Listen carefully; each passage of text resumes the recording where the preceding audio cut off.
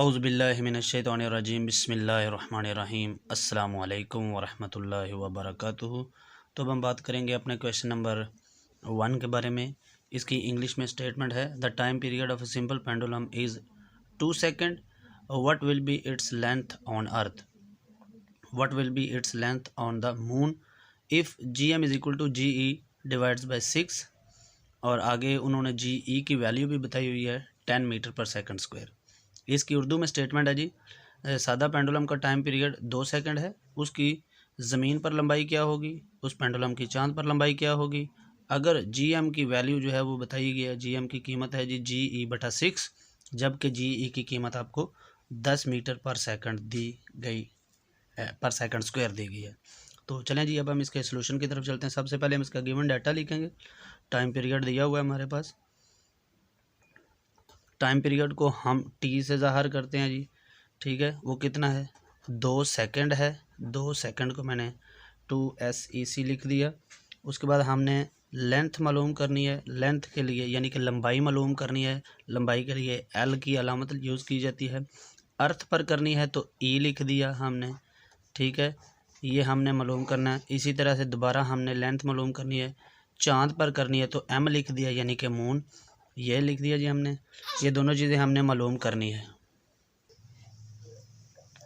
जी। हमने ये लिख दिया जी, LM और LE लिख दिया यानी कि अर्थ पर लंबाई और चांद पर लंबाई क्या होगी। उस तरह से GE की वैल्यू उन्होंने दी हुई है। GE की वैल्यू है जी 10 मीटर पर सेकंड स्क्वायर, और GM की भी कीमत दी हुई है। GM की कीमत दी हुई है GE बटा 6, ठीक है। तो चलें जी, अब हम इसके सलूशन की तरफ आते हैं। ये हमने सारा गिवन डाटा लिख लिया है, अब हम इसका सलूशन लिखते हैं। हमारे पास टाइम पीरियड का फार्मूला है जो हमने पेंडुलम में पढ़ा। Time period is equal to 2 pi L/G। L/G लिख दिया हमने, और ये जो L/G है ये रूट के अंदर यानी कि जज़र के अंदर है, ठीक है जी। अब हम इन सब की वैल्यूज़ लिख देते हैं। जो हमने चीज़ मालूम करनी है वो है लेंथ, और वो ब्रैकेट के अंदर या सॉरी जज़र के अंदर है। तो जज़र को ख़त्म करने के लिए हमारे पास क्या होता है, स्क्वायर लिया जाता है यानी कि मुरब्बा लिया जाता है दोनों साइड पे। तो फिर पहले हम टाइम पीरियड की वैल्यू लिखते हैं जी। यहाँ पर लिख दिया 2, क्योंकि टाइम जो है वो हमारे पास 2 सेकंड है। ये 2 कांस्टेंट फैक्टर है। पाई की कीमत 3.14 होती है, तकरीबन 3.14, ठीक है। और हमारे पास L हमने मालूम करना है। अगर हम इसको लिखते हैं E यानी कि अर्थ पर, तो ये जो GE है वो भी हम लिखेंगे अर्थ पर, ठीक है जी। तो हमारी जो रिक्वायरमेंट है वो लंबाई है और वो जज़र के अंदर है, तो हम क्या करेंगे, दोनों साइड पर स्क्वायर ले लेंगे, स्क्वायर, ठीक है, यानी कि मुरब्बा लेने से। ये मुरब्बा लेने से लिख दिया जी। यहाँ पर ये दोनों साइड पे लेते हैं हम, जो भी है जब हमने इसका इक्वेशंस को करना होता है। तो ये इधर भी ले लिया स्क्वायर, ये इधर 2 है इसका भी स्क्वायर, 3.14 है इसका भी स्क्वायर, और LE बटा GE की कीमत हमारे पास यहाँ पर है 10, ये यहाँ पर लिख दी। इसको भी हमने ब्रैकेट करके इसका भी स्क्वायर ले लिया, ठीक है। तो अब हम इसको मज़ीद सॉल्व करते हैं। ये जो 2 है इसका स्क्वायर लिया तो हमारे पास आ गया 4। अगेन ये 2 है इसका भी लिया स्क्वायर तो आ गया हमारे पास 4। 3.14 का जब आप स्क्वायर लेंगे तो आपके पास आंसर आ जाएगा तकरीबन, ये दोनों आपस में, पहली बात तो ये कि मल्टीप्लाई हो रहे हैं, तो ये हो जाएगा 9.8596, ठीक है। लेंथ जो है वो हमने मालूम करनी है। जज़र जो है वो हट गया इसका, LE हमने मालूम करना है। GE की कीमत हमारे पास आ गई 10। ये 10 पहले देखेंगे डिवाइड हो रहा है, इधर तकसीम हो रहा है, इधर मसावात के इधर आएगा तो क्या हो जाएगा, ज़रब हो जाएगा, 4 ज़रब 10 हो जाएगा। और ये पूरा फैक्टर जो है यहाँ पर LE के साथ ज़रब हो रहा है, इधर आएगा तो तकसीम हो जाएगा, ठीक है। तो ये हो जाएगा। जब आपने ये 4 को 9.8596 के साथ जब आपने इसको ज़रब करना है तो आपके पास आंसर आएगा 39.4384, और यहाँ पर आपके पास बच गया LE, ठीक है। तो आपके पास यहाँ पर आ गया जी, या ऊपर आपके पास आ गया 40 और नीचे आ गया 39.10, 4384, ठीक है। यहाँ पर आ गया आपके पास LE, ठीक हो गया जी। ये आपने मालूम करना है। तो जब आप इसको इसके साथ डिवाइड करेंगे तो आपके पास आंसर तकरीबन आ जाएगा 1.01 और आगे समथिंग हो सकता है जी आंसर। लेंथ है तो इसका यूनिट आ गया मीटर, ठीक है।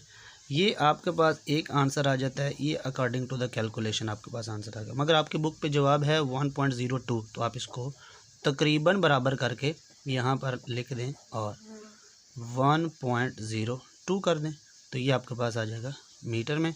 लंबाई आ गई अर्थ पर। तो ये जी आपकी जो ज़मीन है उसके ऊपर उसकी लंबाई हमने मालूम कर ली। अब हम उसकी चाँद पर लंबाई मालूम करेंगे। तो चाँद पर लंबाई मालूम करने के लिए हम दोबारा यही फार्मूला यूज़ करेंगे। हमारे पास जो है time period is equal to 2πL/g।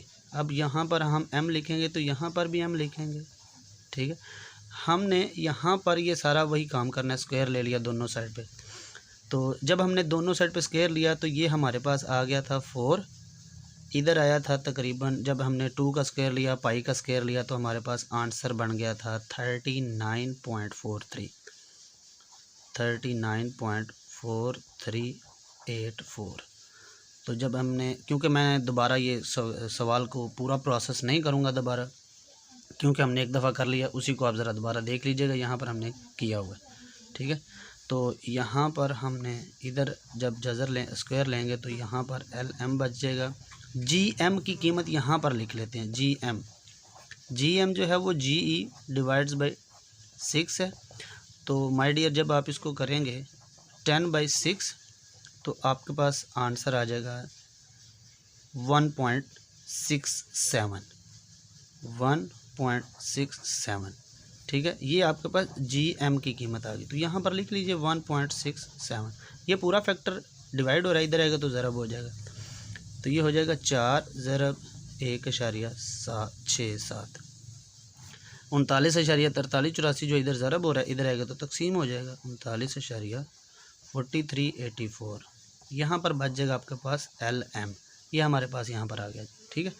तो अब हमने यहाँ पर देखा कि जब हम 4 को 1.67 से मल्टीप्लाई करेंगे तो आपके पास आंसर आएगा 6.68 तकरीबन, ठीक है।